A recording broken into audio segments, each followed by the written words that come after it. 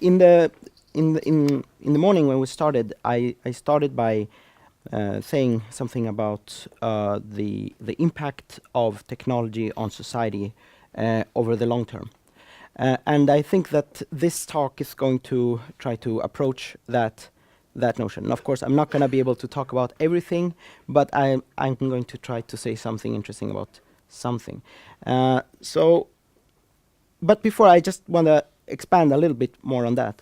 I think that a lot of social science had been focused on studying the now and the past. And ethics have been often dealing with biomedical situations that are already upon us. But I think a lot of these social changes, as has been suggested by previous speakers, can actually change society in very profound ways, and ways that are both negative and positive. And to be able to, as a society, have a choice on these things. I'm not a determinist in the sense that I think that everything must happen that can happen. But to make an informed choice, we need to probe deeper into these things, and I think that social scientists can contribute to this if we are more willing to be wrong about things.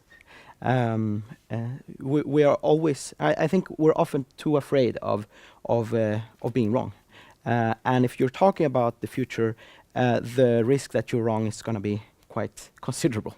But I think that it's important to do, because even if we're wrong, we might inform public debate in useful ways, because it can still generate questions. And that's why I think we need to construct scenarios and consider how technology could affect society. And of course, these scenarios need to be informed by multiple competencies. But what I want to talk about today is data and the welfare state. So we've been talking a lot about whether or not we should trust the state, whether we should trust companies, and so on. And I'm going to simplify the discussion a bit and assume that the state is good. And maybe that's an unwarranted assumption. Although, as a Swede, I think most of us believe that the Swedish state is good, or at least tries to be. So I'm going to talk a bit about the potential of AI and the data revolution, some of the solutions more practically, and most importantly about the ethical concerns that have been part of this discussion. First of all, I just want to get out of the picture a lot of I call them front-end distractions. So in the popular imagination, the media, and maybe social scientists that don't know so much about how artificial intelligence and computer science works, tends to focus on big visible objects, like cool gadgets, new apps, new robots that can do stuff. And it's not about the tools, it's about how we use them. Or in other words, these visible machines are cool and are certainly important. But I think that there's a much deeper and more important story to tell about the potential of what's going on. And it has to do with this man, Hayek. And I think Hayek was wrong about almost everything he said. But this is a good example that even when you're wrong, you can make important contributions. But I think he was right about one thing. And he said that he said famously that even a benevolent state, and he very much doubted that one such state was possible, but even a benevolent state is going to have great difficulties in delivering on its promises. Why? Because there's an information problem. And he was more specifically talking about a planned economy, the Soviet Union, and so on, but also the emerging welfare states in the United States and Western Europe. Without a free market, he argued, there's just not enough information out there for a central planner to know who needs what how much, and when. The market can aggregate this information and allocate resources effectively. The social planner can't. Not even a benevolent social planner can succeed in their aims. Well, to some extent, the Swedish welfare state proved him wrong. The Swedish welfare state and other European welfare states are remarkably well functioning. And I think partly because they proved him wrong because they took him seriously. The Social Democratic Party and other people who were who took this challenge seriously went out there and collected all the data that could be collected with the existing technological tools.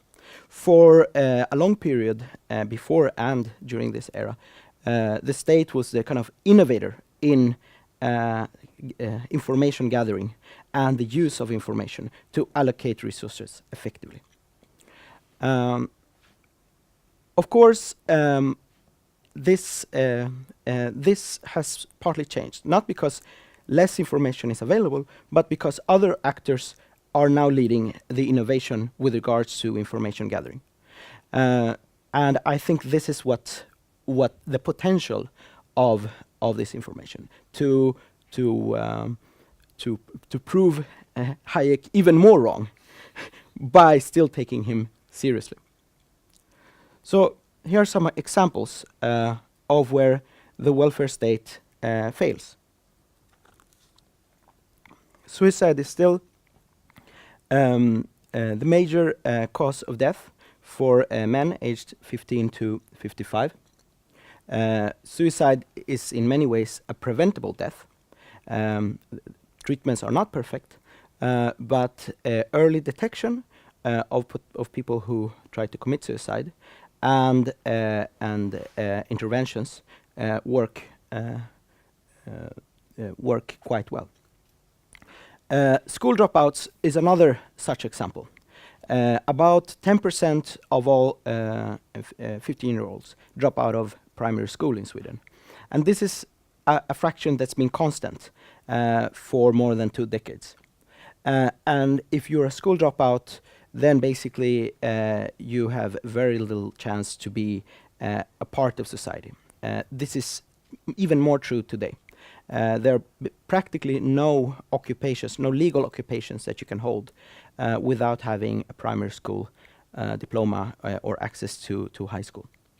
And finally, addiction, of course. Addiction is still a major problem. There's been some reductions in alcohol addiction, although that fluctuates, but other forms of addiction remain still a problem. And of course, these things are not, these things are related. A lot of people who suffer from one of these might suffer from the others. There's a risk.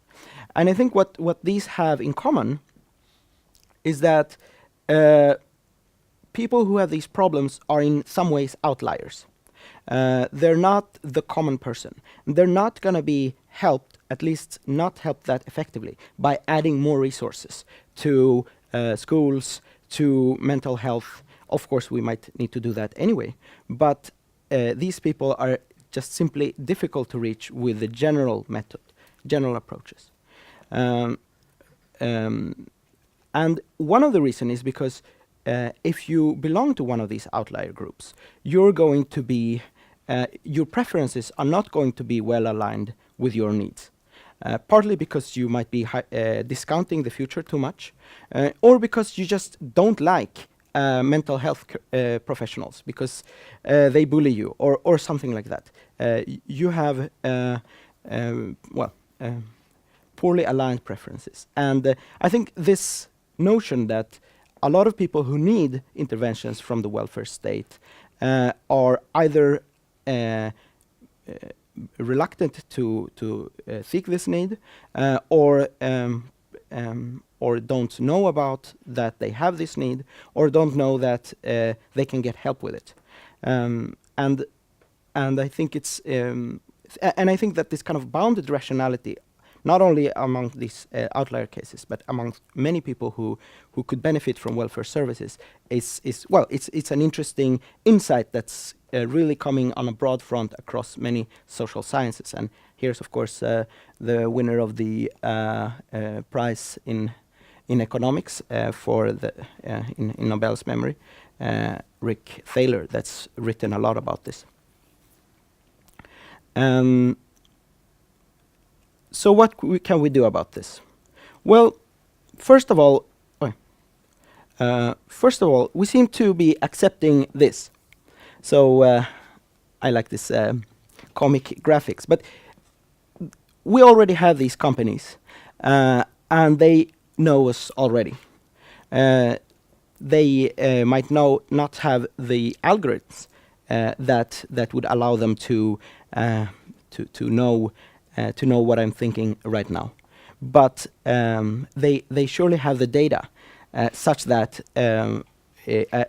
some improvements in algorithm could allow them to know pretty much everything about me and about you. And what if the welfare state could know us as well? Could we reach these people who kill themselves? Could we reach the people who drop out from school or become drug addicts before they have these problems?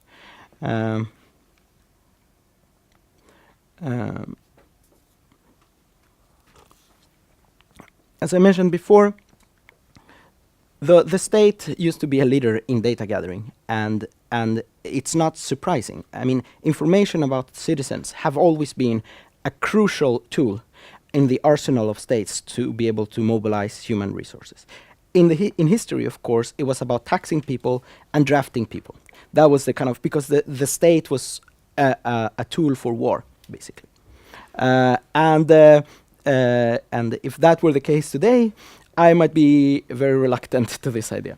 But as long as the state is more interested in promoting the welfare of its citizens, I think that the state should be at least as interested in getting the data to be able to provide that welfare as it once was to mobilize us for war. So how could this be done? So this is just an example of data points that could be correlated with school dropouts. And this would be some, like, if the state or the school board could hire someone like Mons, and maybe could hire a few sociologists that had good ideas about which variables we already have data on and how they correlate with the probability of dropping out. So it could be the pattern of school abstention, the pattern of how school results vary, about the parental situation. Have the parents recently divorced? Has one parent died, etc. And also sibling data. Have the siblings, have they dropped out as well? Did they recently die? Did they recently end up in jail? And so on. And this would imply that not only data from a specific school would be gathered, but it would be compiled with data from other agencies and institutions. And I have, I have a gut feeling that some of these variables might be part of a predictive model. I don't know. That would be up to the sociologists and the computer scientists to find out. This would require new strategies with regard to data gathering.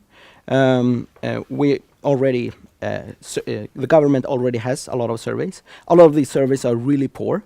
I have a friend who works with designing surveys that agencies send out, and well, a lot of these surveys are useless. It's just an exercise that they do because it says somewhere that they have to do it. But done well, surveys can provide the welfare state with a lot of interesting data. But one of the kind of powerful things as I think Anders mentioned that Google has been able to leverage its dominant position in the market to have an interaction design that generates a lot of useful data for the company. And today, a lot of people interact with the government in innumerable ways, both online and offline. And many of these interactions could generate useful data points for the government that could be used for this purpose.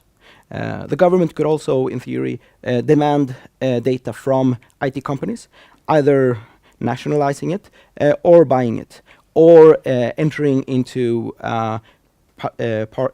public-private partnerships, where part of the data from private companies are shared with the relevant agencies. So the potential here, I think, is I think there's something quite revolutionary in this idea. So it sounds extreme. I think I sound a bit extreme, but if we could revolutionize welfare services, provide more welfare more effectively to citizens, I think in the end that matters a whole lot, because a lot of public legitimacy for the state, for society, depends on the state being able to deliver good services and to provide a good standard of living. So I think that I think this might be crucial in an age where a lot of legitimacy in the state is being undermined by a lot of different processes. I think it could also allow for greater transparency in some respects. So we have talked about AI as a black box. We don't know how they make their decisions, which is true for at least some AIs. But it's also true that we don't really know how people make their decisions. And we also, because people are also black boxes. I mean, you can look at my brain, but it's not going to tell you so much about why I did the decision I actually did. So in some respects, this could increase transparency in why a certain decision was reached, and why. Okay, so the important question here. Hold on, I need to keep an eye on time because nobody's gonna do that for me.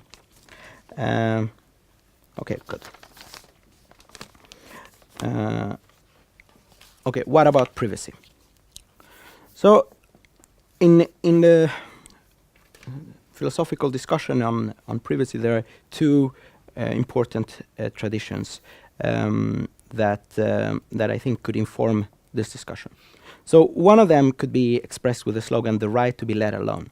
So the idea is that privacy is an individual's right to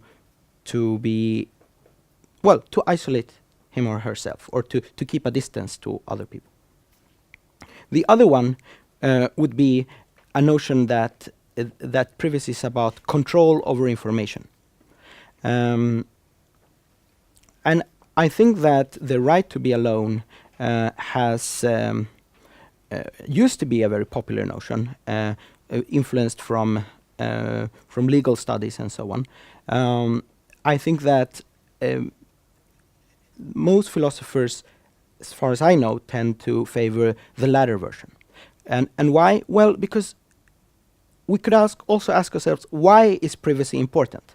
Why is it important for me that I get to decide who comes into my house, or who gets to see my Facebook account and so on? Why is that important? Well, philosophers have given different arguments on why privacy. One of them is that it has to do with autonomy.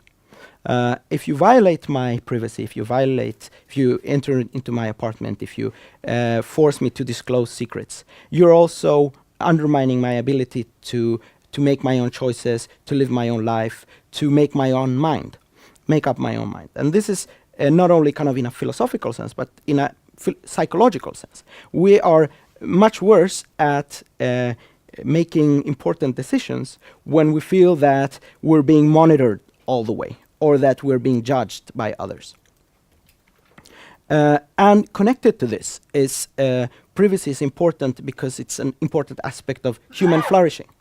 I need to be able to control some aspects of my home, my body, my information, to be able to develop talents and skills and virtues that are important for me.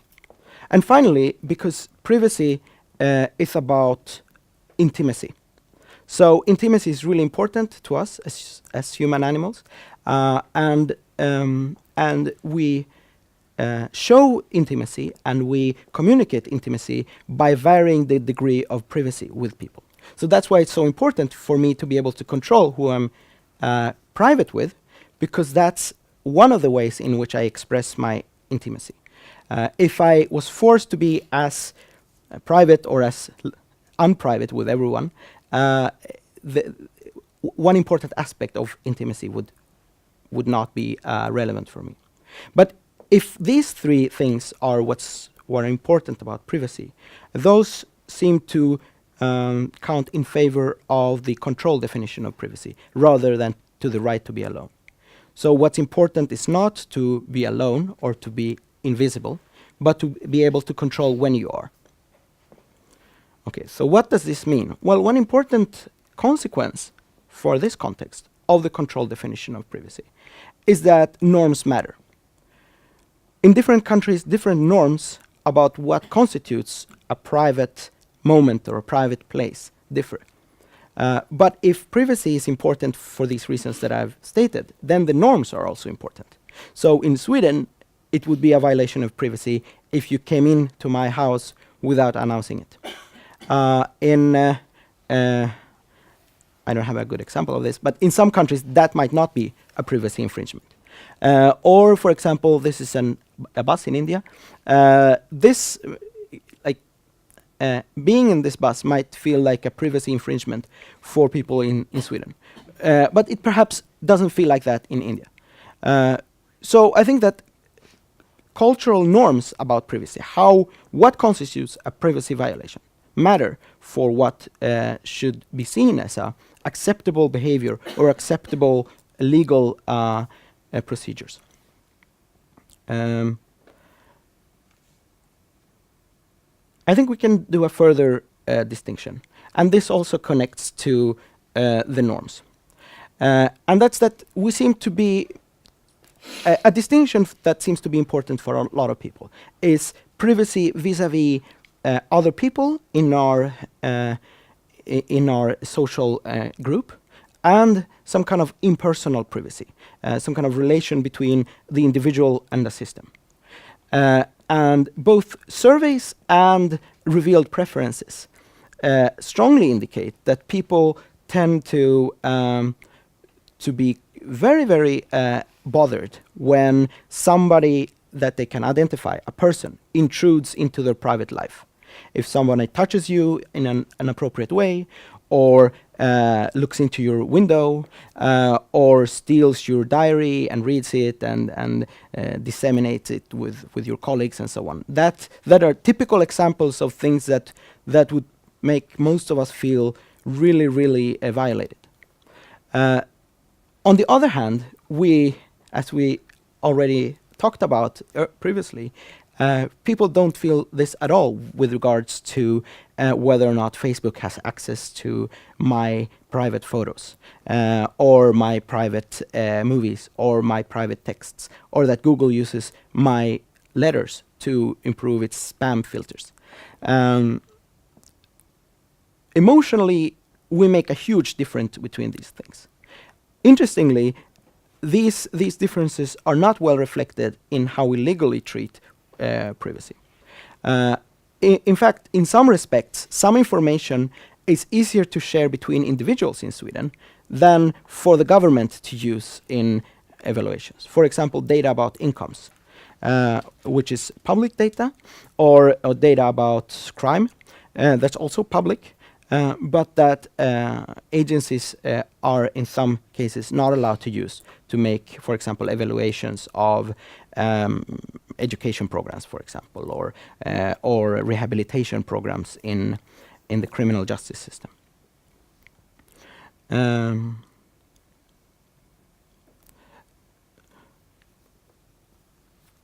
So I've been talking about potentially very far-reaching ideas or potential reforms of how the welfare state could change.